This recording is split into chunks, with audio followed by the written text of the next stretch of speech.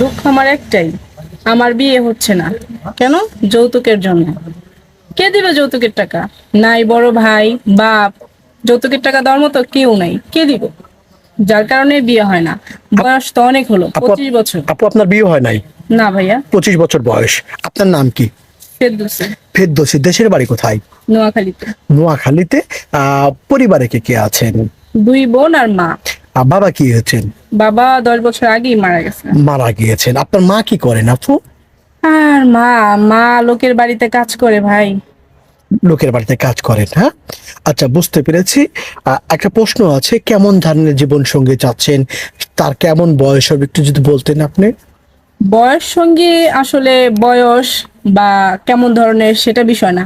বিষয় হচ্ছে যে বয়স বেশি হোক কম হোক, মানুষ লাগবে একজন ভালো ভাই, এটা হচ্ছে মূল কথা।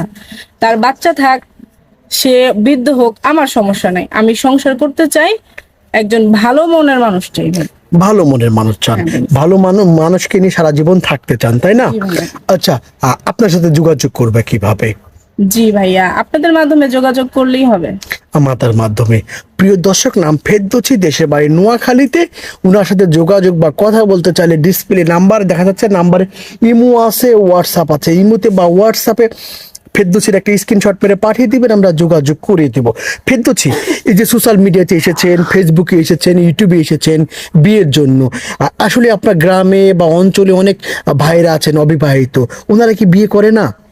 আসলে ভাইয়া, গরিব বলে কথা, যৌতুক দিবে কে? সব জায়গায় শুধু যৌতুক চায়।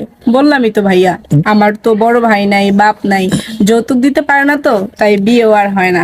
যৌতুক দিতে পারে না, তাই না?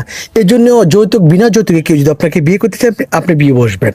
সেটা তো আলহামদুলিল্লাহ। বিয়ে বসবেন। এমন একটা সময় আছে, ধরেন ওনার বয়স একটু বেশি হচ্ছে, বাবু আছে, স্ত্রী আছেন, স্ত্রী। সেটা কোনো বিষয় না ভাই, বৃদ্ধ লোক তো আরো ভালো, সংসার বুঝে, মায়া বুঝে, গরিব মেয়েকে সাদরে রাখতে পারবে। আর যারা ওই যে জোয়ান চ্যাংরা আছে, ওরা তো ওই যে মোহ মায়া পরে বিয়ে করে তারপরে ছেড়ে দেয়। আমার মতো গরিব মেয়ে যদি ওইরকম বয়সের লোকের কাছে বিয়ে হয় তাহলে তো ভালো। তার মধ্যে যদি আরো 2-4টা বাচ্চা থাকে, আমার জন্য প্লাস পয়েন্ট। আচ্ছা, অনেক সময় আছে, ধরেন একজনের স্ত্রী আছেন, বাবু হচ্ছে না, একজন প্রথম স্ত্রী অনুমতি আছে, তখন হ্যাঁ, সেটাও হয়, সমস্যা নেই। দুই সতীনে কি সতীন থাকবে, না দুই বোনের মতো ব্যবহার করবে? অবশ্যই বোনের মতো, কারণ আমার তো সংসার লাগবে। সে বোন যদি আমাকে গ্রহণ করে তাহলে কেন না। আচ্ছা, বুঝতে পেরেছি। তা আপনার সাথে শেষবারের মতো বলেছি, যোগাযোগ করবে কিভাবে? ওই যে বললাম ভাইয়া, আমাদের মাধ্যমে। হ্যাঁ ভাইয়া। প্রিয় দর্শক, ভিডিও শেষে আবারও বলছি, ওনার নাম হচ্ছে ফেরদৌসী। ওনার সাথে যোগাযোগ কথা বলতে চাইলে ডিসপ্লে নাম্বার দেখা যাচ্ছে, নাম্বার ইমো, হোয়াটসঅ্যাপ সবই আছে। ইমোতে বা হোয়াটসঅ্যাপে ফেরদৌসীর একটা স্ক্রিনশট মেরে পাঠিয়ে দিবেন, আমরা যোগাযোগ করে দেবো। ফেরদৌসী, নামাজ কালাম পড়া হয়? ইনশাআল্লাহ ভাইয়া।